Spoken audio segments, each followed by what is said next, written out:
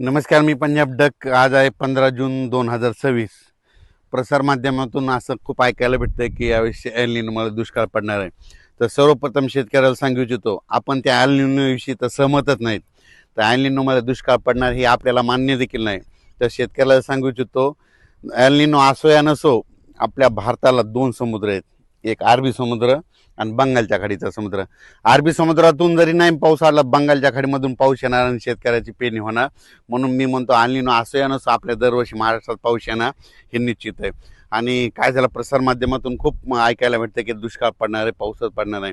पण शेतकऱ्याला एक सांगू इच्छितो, शेतकऱ्यांना घाबरू नका. म्हणजे काय होणार आहे, या जूनच्या शेवटच्या आठवड्यात काय होणार आहे, पाऊस येणार आहे आणि शेतकऱ्याच्या पेरण्या सुरू होणार आहेत. म्हणून हे अंदाज लक्षात द्यायचा. आणि याच्यातून जर काही शेतकरी राहिले तर 10 जुलै ते 15 जुलैमध्ये पुन्हा एकदा पाऊस येईल, त्याच्यात पेरण्या होणार आहेत. पण दुष्काळ वगैरे काही पडणार नाही, म्हणून हा प्रथम शेतकऱ्यांना अंदाज लक्षायचा.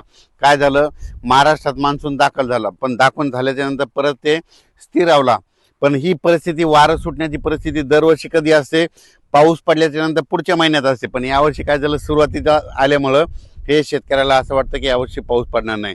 आणि त्याच्यामधून काय झालं की प्रसारमाध्यमातून बरंच भेडसावत आहे की दुष्काळ पडणार आहे. शेतकऱ्याला सर्वप्रथम सांगतो, यावर्षीचं साल सगळ्यात चांगलं राहणार आहे. जूनच्या शेवटच्या आठवड्यामध्ये चांगला पेरणीयोग्य पाऊस पडणार आहे. सगळ्याच्या हळूहळू पेरण्या सुरू होणार आहेत, म्हणून हा अंदाज लक्षात येतात. सर्वप्रथम मी म्हटलं होतं ना, 7 ते 14चा एक टप्पा राहील, त्याच्यानंतर 20 ते 30 राहील आणि 10 जुलै ते 15 जुलै राहील. ही असंच परिस्थिती राहणार आहे. यावर्षी जून महिन्यात थोडाफार पाऊस कमी राहणार आहे, जुलैमध्ये जास्त पडणार आहे, ऑगस्टला कमी राहील, सप्टेंबर ऑक्टोबर परतीचा पाऊस धुमाकूळ घालणार आहे. पण दुष्काळ वगैरे काय पडणार नाही. तर तुम्हाला सांगते, यावर्षी शेतकरी हिताचं साल आहे, शेतकऱ्यासाठी खूप चांगलं आहे. शेतकऱ्यांनी घाबरून जाऊ नये. आता हे म्हणजे काय होणार, पाऊस कसा येणार आहे, पावसाला सुरुवात काय होणार आहे, 18 जूनच्या नंतर विदर्भाकडून बऱ्याच ठिकाणाहून पूर्व विदर्भाकडून सुरुवात होणार आहे. 18-19च्या दरम्यान पूर्व विदर्भाकडून ते पाऊस मराठवाड्यापर्यंत येईल.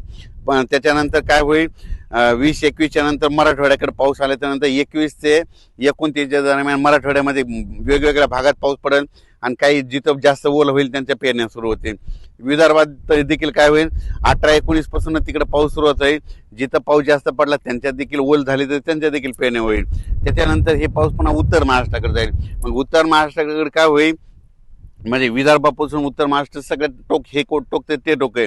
मग तिकडे काय होईल, 23 जून ते 29 जूनच्या दरम्यान तिकडे देखील पाऊस जाईल आणि त्यांच्या देखील पेरण्या लागतील. पण शेतकऱ्याला आणि पश्चिम महाराष्ट्र, सातारा, सांगली, सोलापूर त्या पट्ट्यामध्ये काय होईल, तिकडे देखील 23 जून ते 29च्या दरम्यान काय होईल, तिकडे देखील पाऊस पडेल आणि तिकडे देखील पेरण्या होती. पण शेतकऱ्याला सांगू इच्छितो की दुष्काळ वगैरे काय पडणार नाही. तुम्ही मनातली भीती बाळगू नका. कारण की बऱ्याच तुम्हाला दररोज मोबाईल उघडला की तुम्हाला दुष्काळ आणि ते एल निनोच दिसायलंय. शेतकऱ्यांना हे दरवर्षी काय असतं, हे जे असं वारं आहे ना, कधी कधी पाऊस पडल्याच्या नंतर असतंय 10 दिवस तितकं वारं येतच असतं. तर तुम्हाला सांगू इच्छितो, 19 तारखेच्या नंतर, 19 जूनच्या नंतर राज्यामध्ये हे उन्हाचा पारा देखील ते कमी होणार आहे. म्हणून हे देखील सर्व शेतकऱ्यांना लक्षात येईल. 20 तारखेपासून उन्हाची तीव्रता कमी होईल, ढगाळ वातावरण यायला सुरुवात होईल. म्हणून हे देखील सर्व शेतकऱ्यांना लक्षात यायचं. पण राज्यात मात्र जूनच्या शेवटच्या आठवड्यात चांगला पेरणीयोग्य पाऊस होईल, वेगवेगळ्या भागात पडेल. पण शेतकऱ्याला वाटतं की सगळीकडे पहिल्याच दिवस येणार, सगळीकडे नाही पडणार. काय होणार, दररोज वेगवेगळ्या भागात पाऊस पडेल आणि दाखल होईल. म्हणून हे लक्षात घ्यायचं. मान्सूनचा पाऊस सगळीकडे एकदा जात नसतो, दररोज काय होतं, वेगवेगळ्या भागात दाखल होतो. जिथं जास्त ओलं ते शेतकऱ्याच्या पेरण्या होतात. मग ही सर्व शेतकऱ्यांनी लक्षात घ्यायचं. शेतकऱ्याला सांगू इच्छितो की 20 जून ते 30 जून दरम्यान ज्या ज्या भागात पाऊस पडेल, तिथं चांगलं पडेल, तिथं देखील पेरण्या होत्या. आणि दरवर्षी शेतकऱ्यांनी लक्षात घ्या, मी पहिल्यापासून म्हणलो होतो की 2026ला थोडाफार पाऊस कमी होईल, पण परतीचा पाऊस जास्त होणार. म्हणजे काय होतं, दर 2 वर्षानंतर 1 वर्ष पाऊस कमी होणार, हे म्हणून लक्षात यायचं. आता हे 2026ला कमी होईल तर 27-28 परत खूप होईल. आणि पुन्हा 29ला आज जशी परिस्थिती झाली तशी 29ला देखील परत परिस्थिती होती. म्हणजे 2 वर्ष जास्त पाऊस पडणार, 1 वर्ष कमी होणार, हे असं चक्र चालू राहणार. पण काय झालं की प्रसार माध्यमातून शेतकऱ्याला त्या एल निनोविषयी खूप भीती घातली. तर मला सांगतो शेतकऱ्यांना, हे पुन्हा नंतर हे सगळे बातम्या बदलणार आहेत. बघा तुम्ही, पाऊस सुरू झाल्याच्या नंतर सगळे बातम्या बदलते. म्हणून माणसानं, माझं म्हणणं आहे, एक तर ठामच राहिलं पाहिजे. एक तर येणार का नाही येणार. मग ते म्हणतात की एल निनो, मला म्हणतात की एक तर म्हणते अतिवृष्टी होणार नसा. तुम्हाला एल निनो तर एकच कोणतं सांगायचं, एक तर दुष्काळ पडेल का नाही पाऊस पडेल. पण शेतकऱ्यांना सांगतो, हे सगळे प्रसारमाध्यमातून शेतकऱ्यांना भीती घालतात. शेतकऱ्यांना घाबरून जाऊ नका. पावसाचं काम करीत असतो. सर्वप्रथम आपला भारत देश आहे. भारत देशाला दोन समुद्र आहे, अरबी समुद्र आणि बंगालच्या खाडीचा समुद्र. म्हणून जरी अरबी समुद्राचा त्या बाष्पाचा पाऊस नाही आला तर बंगालच्या खाडीचा पाऊस येतो. आणि ज्या वर्षी मान्सून काय होतो, आल्याच्या नंतर स्थिरावतो, थांबतो, आणि त्याच्यानंतर काय होतं, मग पाऊस पुरेकून येतो. आणि पुरेकून आल्याच्या नंतर काय होतं, पूर्व विदर्भ, पश्चिम विदर्भ, मराठवाडा असा करीत पाऊस मग उत्तर महाराष्ट्राकडे जातून शेतकऱ्याच्या पेरण्या लागतात. म्हणून हे लक्षात यायचं, एल निनो वगैरे काही नाही, शेतकऱ्याच्या पेरण्या होणार आहे निश्चित.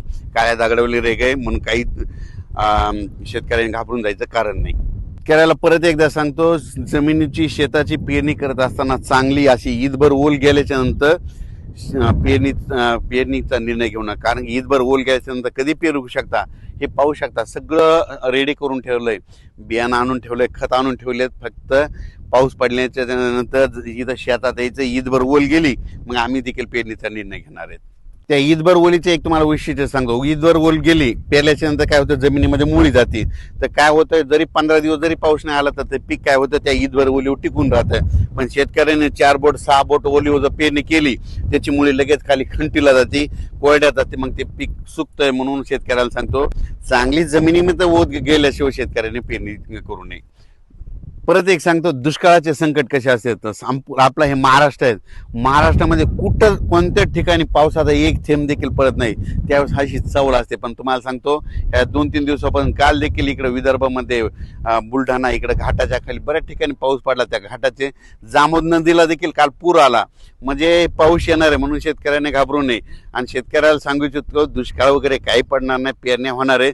फक्त पेरण्या काय होणार आहे, आता हे मान्सून एकदा आल्याच्या नंतर थोडं विस्कळीत झाल्यामुळं टप्प्याटप्प्यानं पेरण्या होतील. जिथं पाऊस पडला ते शेतकरी पेरतील, जिथं कमी ओले त्यांच्या पेरण्या राहतील. पण सगळीकडे काय होईल, 2 टप्प्यामध्ये आणखीन म्हणजे 20 ते 30 मध्ये, 10 जुलै ते 15 जुलैमध्ये पाऊस पडेल, त्यांच्यामध्ये देखील त्या पेरण्या होऊन जातील. म्हणून शेतकऱ्यांनी घाबरून जायचं कारण नाही. धन्यवाद.